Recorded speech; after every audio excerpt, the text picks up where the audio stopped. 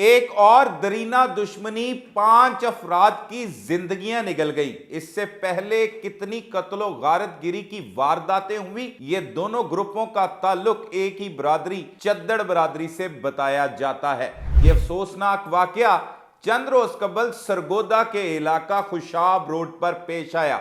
जब मकतूलीन अदालत से वापस अपने घर की जानिब जा रहे थे तो उन्हें टारगेट किया गया। यह पहली बार नहीं हुआ कि किसी भी मुखालफिन ने अदालत से वापसी पर या अदालत जाते हुए अपने मुखालफिन को मौत के घाट उतारा हो, लेकिन वजीर आला पंजाब की जानिब से इसका नोटिस भी लिया गया और पुलिस अब तक एक भी मुल्जिम को गिरफ्तार नहीं कर सकी। ये भी इतलात मौसूल हो रही हैं कि मुल्जमान ने कत्लों की खौफनाक वारदातों के बाद मकतूलीन के गांव के बाहर जाकर शदीद फायरिंग करके खौफो हिरास फैलाया। सरगोदा में इस वक्त खौफो हिरास की फिजा कायम हो चुकी है। इसकी तफसीलात हैं क्या, इस बरादरी के दरमियान ये दुश्मनी का आगाज कैसे हुआ और कब से ये कत्लो गारत गिरी का सिलसिला जारी है, ये बताएंगे आज के इस व्लॉग में। अस्सलाम वालेकुम नाजरीन, मैं हूं सलमान कुरैशी और आप देख रहे हैं मेरा डिजिटल चैनल। नाजरीन, सरगोदा के इलाका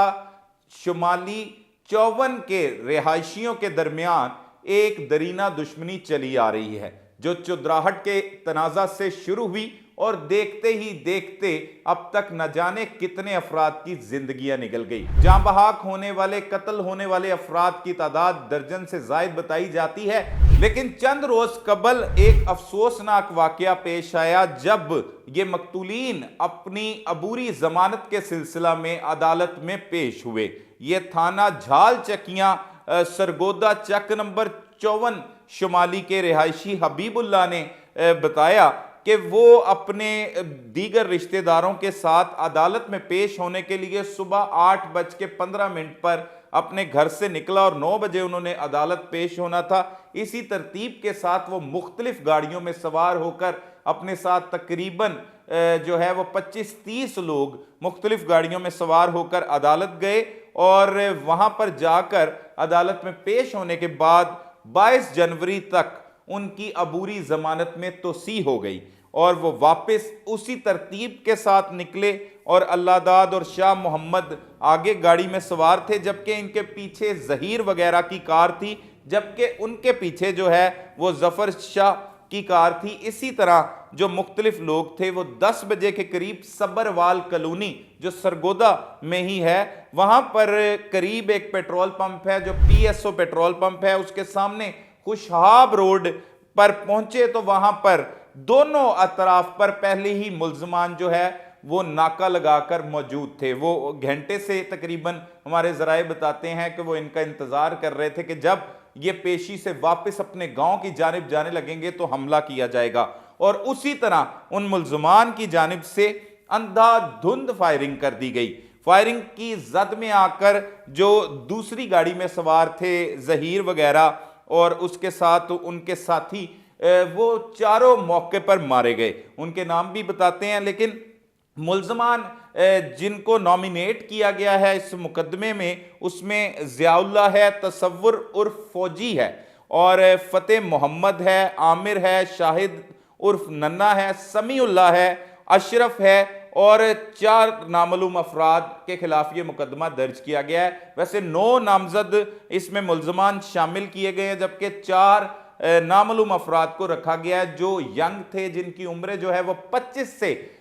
30 साल के दरमियान बताई जा रही थी, और ये वीगो डाले और एक काले कलर की करोला कार में सवार होकर आए थे और इन्होंने अंधाधुंध फायरिंग की, और फायरिंग के नतीजे में जहीर अब्बास, उसके साथ फजलुर रहमान, मोहम्मद शफी, अब्दुल सत्तार मौका पर जिंदगी की बाजी हार गए, जबकि जख्मी होने वालों में जफर शाह, शहबाज, अकरम आजम जिनका इन पार्टी से ताल्लुक था वो जख्मी हुए, जबकि कई राहगीर भी इन गोलियों का निशाना बने और 11 अफराद जख्मी हो गए, जबकि एक राहगीर जिसका हैदराबाद टाउन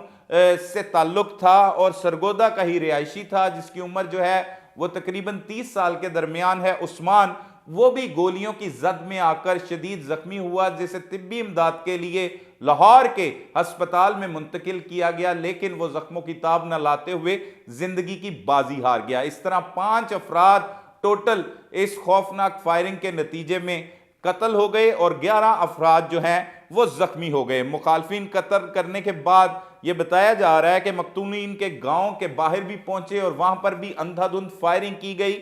जिससे खौफो हिरास फैल गया। और थाना झाल चकियां के बारे में यह बताया जा रहा है कि यहां पर जराइम पेशा अफराद की तादाद बहुत ज्यादा है और आए रोज यहां पर गैर कानूनी असला और जराइम की वारदातें पुलिस कंट्रोल करने में नाकाम दिखाई देती है, जिस पे एक भरपूर एक्शन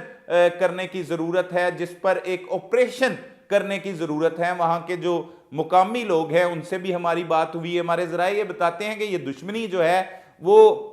काफी अरसे से इन दोनों खानदानों के दरमियान चली आ रही है और दोनों ही का ताल्लुक जो है वो चद्दड़ बरादरी से बताया जा रहा है। 17 नवंबर 2024, इसके पीछे चले जाएं तो सईद रसूल चद्दड़ की दरख्वास्त पर भी एक मुकदमा दर्ज किया गया था, जिसमें इससे पहले जो कत्ल हुआ था उसके बारे में बताते हैं कि वो 54 शुमाली का कहता है मैं रिहायशी हूं और असफन यार 28 साल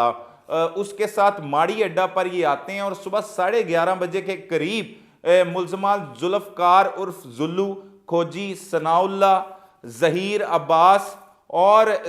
सफेद रंग की गाड़ी में सवार होते हैं, जबकि इनके साथ 2 मोटरसाइकिल सवार नामालूम अफराद रखे गए हैं। एक नामालूम इनकी कार में भी डाला गया। इस तरह ये 7 अफराद के खिलाफ मुकदमा दर्ज करवाया गया, जिनमें जहीर अब्बास जो है उसी की गाड़ी पर हमला होता है। जहीर अब्बास को इसमें रखा गया है, जुल्फकार को रखा गया है और इसके अलावा जो है दीगर मुल्जमान को रखा गया है कि इन्होंने फायरिंग करके असफंद यार को मौका पर कत्ल कर दिया था, जबकि उसके हमरा जियाउल्लाह जो है वो इस वाकये में जख्मी हो गया था। वजह यही बताई गई थी कि साबका दुश्मनी चली आ रही है और हबीबुल्लाह के इमाम पर यह कत्ल किया गया था। अब हबीबुल्लाह वो शख्स है जो अब ये जो 5 अफराद के कत्ल का मुकदमा दर्ज किया गया है उसका मुद्दई मुकदमा है और हबीबुल्लाह को उसमें 109 मशवरे में रखा गया था। तो ये एक खौफनाक दुश्मनी है जो सरगोदा के गांव 54 गाफ बे की बताई जा रही है और इसमें पुलिस का कहना है कि अब तक मुतद्दद अफराद, दर्जन के करीब अफराद जो है वो इसी तरह मौत की वादियों में चले गए हैं। लेकिन अफसोसनाक अमल ये है कि पुलिस के इल्म में होने के बावजूद क्यों इन्हें सिक्योरिटी फराहम नहीं की जाती, क्यों जब अदालतों में पेशी के लिए ले जाया जाता है या वो खुद आते हैं तो उन्हें सिक्योर रास्ता फराहम नहीं किया जाता, सिक्योरिटी नहीं दी जाती। इस वजह से मुल्जमान उस मौके का फायदा उठाते हैं, क्योंकि वक्त की पाबंदी अदालत में करना जरूरी होता है। ये कोई पहली वारदात नहीं। अगर पंजाब भर की बात की जाए, लाहौर की भी बात की जाए तो अदालत के अहातों में, अदालत से निकलते हुए, अदालत में आते हुए, जाते हुए बेशुमार लोगों को इसी तरह घात लगाए मुल्जमान जो हैं वो फायरिंग करके कत्ल कर देते हैं। पीछे आपने देखा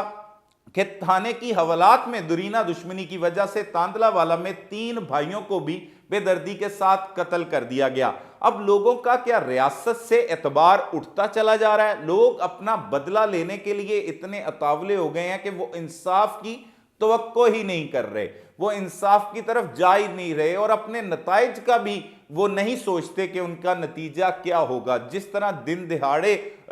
जो है वो चौक में फायरिंग की गई, उसमें ना सिर्फ उनके मुखालफिन जख्मी हुए बल्कि रागीरों की एक बड़ी तादाद जो है वो भी जख्मी हुई और एक रागीर जो 30 साल नौजवान था उस्मान, वो भी जिंदगी की बाजी हार गया। इस मुकदमे में भी 780 दहशतगर्दी की दफा को शामिल क्यों नहीं किया गया। पुलिस ने इसमें भी बहुत सी गफलत बरती, लेकिन पुलिस हुकाम का कहना है कि उनकी गिरफ्तारियों के लिए छापे मारे जा रहे हैं, जिसमें पुलिस अब तक बुरी तरह नाकाम दिखाई दे रही है। ये दुश्मनदारियां कई नस्लों को जो है वो खोखला कर रही हैं, कई नस्लें इसका अंजाम, भयानक अंजाम भुगतती हैं, जिनका इस लड़ाई झगड़ों से, इन अना तकब्बुर की वारदातों से कोई ताल्लुक भी नहीं होता, लेकिन उनको भी अंजाम भुगतना होता है। चाहे लाहौर हो, चाहे लाहौर से मुल्हिका इलाके हों, पंजाब का कोई भी इलाका हो, इस वक्त जो लोग दुश्मनदार हैं उनमें नफरत की आग इस तरह से बढ़ती चली जा रही है कि वो एक दूसरे को कत्ल कर रहे हैं। और हमारे वहां पर बहुत अच्छे दोस्त सहाफ़ी, हमने उनसे इस हवाले से पूछने की कोशिश की और कहा कि जो मकतूल बरादरी है, जिनके अभी रिसेंटली 4 अफराद को कत्ल किया गया, उनके घर वाले क्या मौकफ देते हैं, तो उनका कहना था कि वो उनके पास जरूर गए और जाकर बातचीत करने की कोशिश की, लेकिन वो शदीद गुस्से में थे। और एक बुजुर्ग शख्स, जहां पर बुजुर्गों की सोच इस तरह की हो कि एक बुजुर्ग शख्स ने कहा कि हमने भी उनका बंदा मारा था, उन्होंने हमारे मार दिए, हमें अब कोई जरूरत नहीं, हम मजीद अब उनके बंदे मारेंगे। तो मतलब अब बात यहां तक आन पहुंची है। इसमें रियासत क्या किरदार अदा कर रही है, इन दुश्मनदारियों के खात्मे के लिए क्या कुछ किया जा रहा है। लोगों की सोच ही यही है कि अब कत्ल हुए हैं, उसके बाद कत्ल करने हैं, बदला लेने का तो कहा गया, लेकिन बदला इस तरह से लिए जाना जिसमें राहगीर भी मारे जाते हैं, ये कब तक दुश्मनियां जो है वो इसी तरह परवान चढ़ेंगी। हमारी हुकाम से यह दरख्वास्त है कि ऐसे वाकयात का नोटिस लें, ऐसी दुश्मनियां जो बेतहाशा नफरत की वजह से कत्लो गारत गिरी जहां पर बढ़ती चली जा रही है, उनको सुलह में तब्दील करवाने के लिए भी कोशिशें करें। जहां पर सियासी लोग मौजूद होते हैं, उनका आशीर्वाद भी होता है। अक्सर औकात जो सियासी लोग होते हैं उनकी इलाके में सुनी भी जाती है, वो सुलह सफाई में भी इन्हें तब्दील कर सकते हैं। लेकिन जिस तरह से ये वाकयात हो रहे हैं, ये अफसोसनाक वाकयात हैं, इसमें मजीद भी जो हकाइक होंगे, मजीद कत्लो गारत गिरी में कौन कौन अब से कबल जो है वो कत्ल हो चुका है, उस हवाले से भी हम आपको आगाह करेंगे। और पुलिस ने मुल्जमान मजीद गिरफ्तार किए या नहीं, अब तक पुलिस मुकम्मल तौर पर नाकाम दिखाई दे रही है। तमाम हकाइक जो भी होंगे उससे भी हम आपको आगाह करेंगे। तब तक के लिए अपने मेज़बान सलमान कुरैशी को इजाज़त दीजिए। अल्लाह ने के बाद।